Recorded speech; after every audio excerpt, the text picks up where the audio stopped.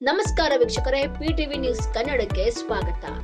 ಯಾರಪ್ಪ ಈ ವ್ಯಕ್ತಿ ರಸ್ತೆಯಲ್ಲಿ ಟ್ರಾಫಿಕ್ ಪೊಲೀಸರು ಮಾಡಬೇಕಾದ ಕೆಲಸನ ಮಾಡ್ತಾ ಇದ್ದಾರೆ ಅಂತ ನೋಡಿದ್ರೆ, ಇವರು ಹೆಸರಾಂತ ಪಾಲಿಕೆಯ ಮಾಜಿ ಕಾರ್ಪೊರೇಟರ್ ಸ್ಥಾಯಿ ಸಮಿತಿಯ ಸದಸ್ಯರಾಗಿದ್ದವರು.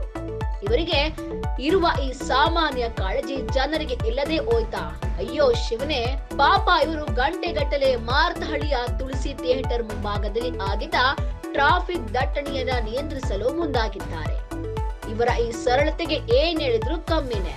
ಇವರು ಹೇಳಿದ್ರೆ ಕೆಲಸ ಮಾಡೋಕೆ ನೂರಾರು ಜನ ಇದ್ರು ತಾವೇ ರಸ್ತೆಯಲ್ಲಿ ನಿಂತು ಜನರಿಗೆ ಕಷ್ಟವಾಗಬಾರದು ಅಂತ ಟ್ರಾಫಿಕ್ ಸಮಸ್ಯೆ ನಿಯಂತ್ರಿಸುವ ಕೆಲಸಕ್ಕೆ ಜನರು ಶಬಾಷ್ ಅಂತ ಹೇಳಿದ್ದಾರೆ.